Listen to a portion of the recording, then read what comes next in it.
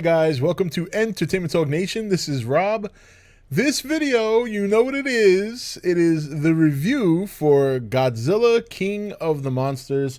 I literally just got back from seeing it a little while ago. I had to kind of settle down a little bit. It was extraordinarily exciting to watch.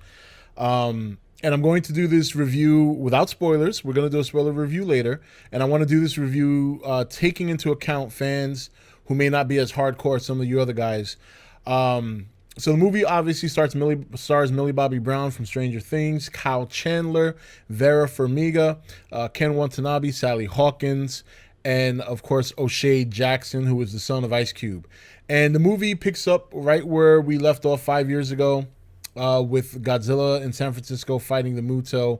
And we learn of the family of the Russells and, you know, what kind of effect the monsters had on them.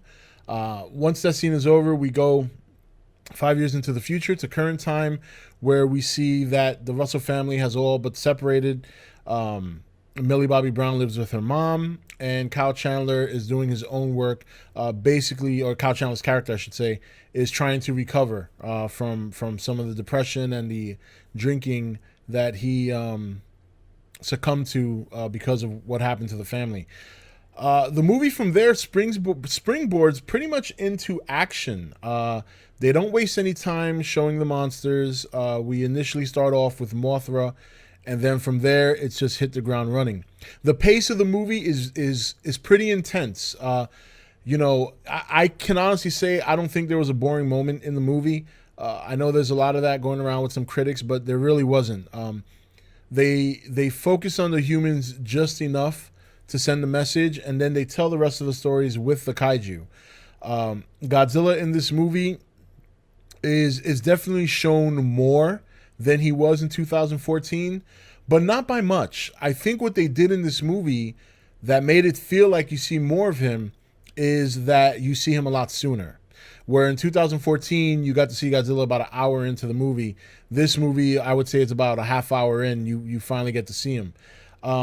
And the same thing goes for the other monsters. I would say that the monster that got the most screen time would be Ghidorah. And he was essentially the Thanos of this movie, for lack of a better term.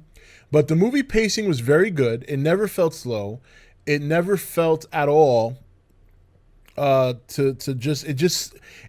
hit the ground running, and it never stopped until the end, basically. Now, that can be a little exhausting. It was for me. Not necessarily in a bad way. It really kind of depends what your taste is, what your flavor is for these kind of movies.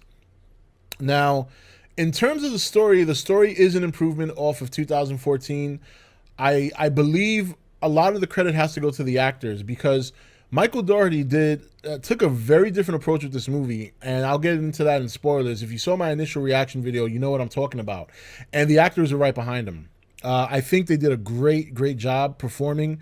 They were sold. They were invested into what they were trying to do in this movie, and they did not hold back.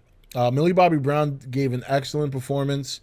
Even though this is a family dynamic movie, kind of like the first movie, it's definitely a little bit more emotional. I can't say that I definitely cared about this family more than I did the Ford family, but with the Ford family, what was good about the Ford family was Joe Brody until he died.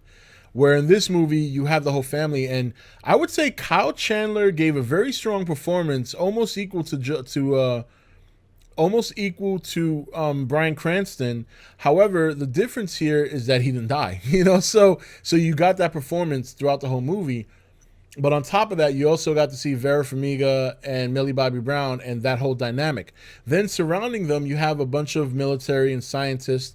Basically, it's a big old sloth ride around the planet with these monsters, and you know, they're popping up everywhere, they're causing destruction, but and there's the Orca device, and the Orca device is the device that was created by the Russells to try and not necessarily communicate or not necessarily control the monsters, but to communicate with their frequency. And what we learn in the movie is that Vera Farmiga's character adds a frequency to the Orca device that she should not have, and that starts causing some problems. In terms of the monster action, look, it delivers. Okay, what you wanted from the first movie, you're gonna get here. And I do not feel like the humans were neglected. I firmly believe, and if you want to call me biased, that's fine, but I'm speaking as objective here as I possibly can. I did not feel snubbed with the humans, and not only did I not feel snubbed, I did not feel like they were just there for the sake of being there.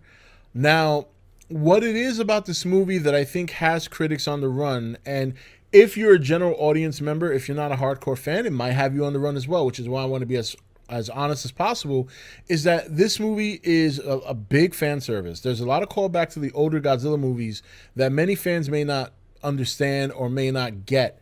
And because of that, if you don't understand it, if you don't get it, or if you don't remember it, if you have seen the movie, then you're going to feel like there's gaps there. And I think that's where the disconnect is for certain critics giving this a low score, or certain critics who may, you know, they may be Godzilla fans, but maybe not as hardcore as some other fans were. Because, you know, if you see a Godzilla movie once or twice, or if you see a whole series of Godzilla movies, there's a lot of lore to take in. You know what I mean? There's a lot of lore to take in. And you're not going to remember a lot of that lore if you've just seen every movie once. There's just no way. And I give credit to Mike Daugherty for that, but it's a double-edged sword. It is a double-edged sword because while the fan service is great, a lot of it feels so rushed within this time frame that I think there is a chance it could turn off some fans. You know, I'm not, you know, that's just my guess, because while I enjoyed it, while I loved it, I was like, wow, he really crammed a lot into 2 hours in terms of giving the fan service, doing callbacks, doing Easter eggs. There's a lot of Easter eggs. There's a lot of callbacks to a lot of older Godzilla movies. Not necessarily a whole movie or a story element from a movie, but precisely just epic moments. And I know some of you know what it is or what they are, but there's some you don't know because they were not in the trailers and they were not in the commercial spots. The special effects were strong, and at the end they started getting weak. That I gotta be honest. There was one particular scene where you see an aerial shot of Ghidorah, and I gotta be honest, it was pretty bad. It was a pretty bad shot because it took away the sense of his scale. The scaling of the monsters, honestly, I have to say, declined as the movie went on, and I think that's where, you know, I think that's going to be a toss-up. Some people might forgive it and say, whatever, it's great. Some people are going to criticize it. If it's something that's criticized by a lot of people, it makes perfect sense. Of course, you know, I'm mentioning it because it's the truth. As a fan, I didn't care. I loved it. But it is a criticism that should be brought to light. Now, in terms of, there is a post-credit scene at the very end, so you can stick around for that. Before the post-credit scene, when the credits actually start rolling, it's a very nice design that was a callback to the introduction of Godzilla 2014, where you kind of see the ink blot or the redacted credits. And during those redactions, you see newspaper clippings and different articles and different magazine clippings of what's going on around the world with these Titans. I don't want to give it away. There are 17 Titans. Not all of them are in the movie. You do not see all of them. You see a good portion of them, though. And some questions are answered. Just to get ahead of the game, because I know there's going to be a lot of people curious, there are no Toho monsters in this movie other than the main four. In terms of which of the four kaiju steals the show, I got to give it to Ghidorah.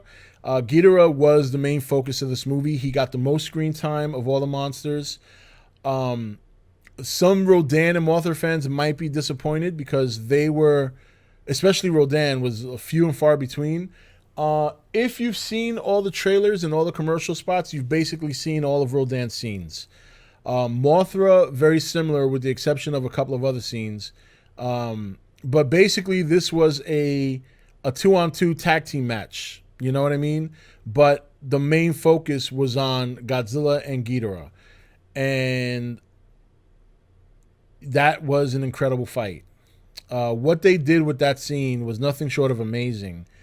And everything happening around it in terms of the human element was it was back and forth. The story was going along as the monsters were fighting. I really do find it difficult, and I'm being objective here, because I'm going to do my fan giddiness and all that other crap in the spoilers, because it's hard to talk about this movie as a hardcore Godzilla fan without talking about the spoilers that were within, without talking about all the Easter eggs and all the callbacks. So, but again, so this review is more aimed at people who are either general fans, know of Godzilla, or just not hardcore fans. You know, the story element is there. I think what happens is the monster action is so swift, the monster action is so common that sometimes it could potentially detract from the story. You know, you might just quickly forget about something you heard that's relevant to the next scene of monsters. So that, I think, is a possibility because they deliver on the action. I mean, this is a summer blockbuster, no doubt. And I think look, if I'm going to be honest, this is the kind of movie that there's no gray area here. You're either going to love it or you're going to hate it. And I think most of the people who are going to love it are going to be fans, are going to be hardcore fans, people who are necessarily not hardcore fans, and people who just like monster romps. You know, there is a story there, but there's some elements tied to the story that call back to some of the older movies, and that's where I think is the problem. That's why I think is the disconnect between some critics, some other people, versus what someone like me knows. Like, I understood everything because I've seen these movies since I was 3 years old, and I'm 41 now. So I instantaneously recognized what they were doing. As a fan, I think where some fans might be a little disappointed is that to take that much lore from the Godzilla Toho movies and pack it into this movie, I think some people might be a little upset about that because it might be a story element that they've used that you might want to see more fleshed out, and I don't think you're going to get that. I think that's pretty clear. But otherwise, the movie is fantastic. It does have its flaws. The special effects get weaker towards the end. There are some scenes that are cheesy. Okay, they're very cheesy. Not very cheesy, but it's like a sprinkle. And again, that's just another initial callback to some of the older movies. I think it's done with taste, and I think it's done with class. It's not a smack your forehead type of cheese. There are some elements in the story that don't make sense. I don't want to give away any spoilers, but there's one particular scene that includes Madison and why she was able to do something that she did without any contestation is beyond me. And I'll mention that in spoilers.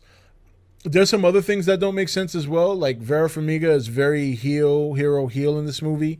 I don't understand why, and the reasoning behind it is not, to me, is not good enough for it to be like that. Especially the way they initially delivered the plot in the very beginning. So her character is a little bit confusing, and I think they should have either made it one thing or the other. I don't think they should have gone back and forth with her. That could also confuse a lot of viewers. Like, you know, it just doesn't make sense. Other bad things about the movie, or other things I have to say that are negative.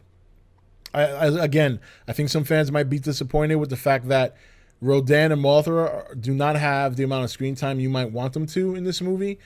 But that's, I can't. It's a spoiler. I can't say it. All in all, the movie was very entertaining. The movie was quite an accomplishment. And as I said in my initial reaction video, it is a huge gamble. It is a huge gamble, ladies and gentlemen.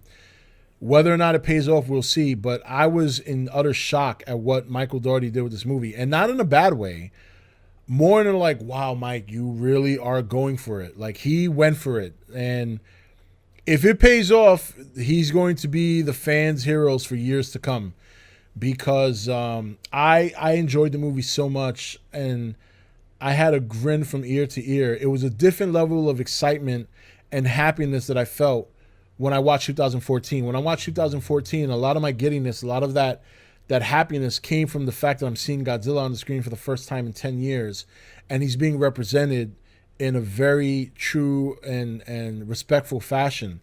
This one was like a nostalgia attack, and this is one nostalgia attack that's hard for me to resist being happy about because of all the callbacks, because of the things that they did.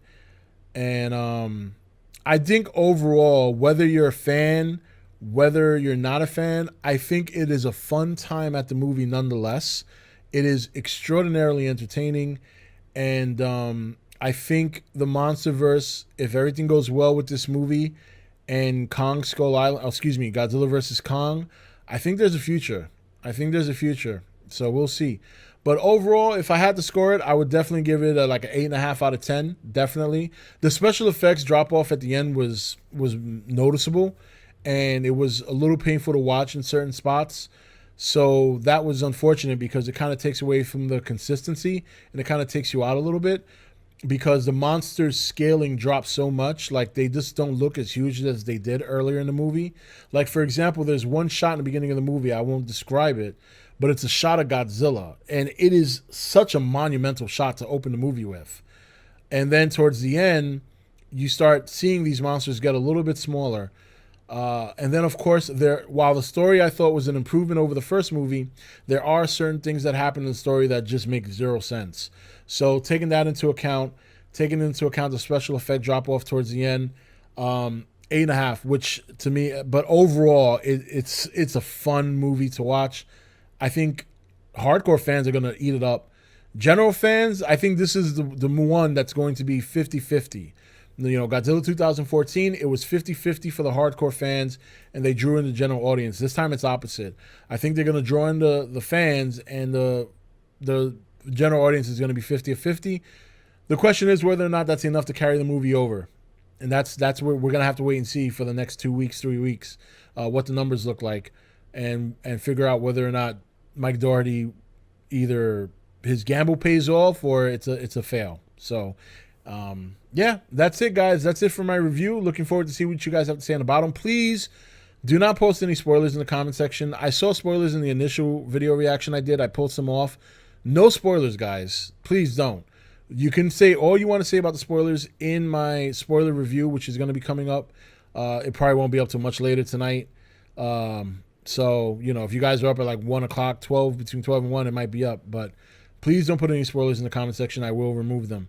Anyway, guys, that's it for this review. I hope you enjoy it. There will be a lot of Godzilla movies videos coming in the next days and weeks because there's a lot to discuss in this movie. So, all right, that's it. This is Rob signing off for E.T.N, where we don't do news, we just talk entertainment.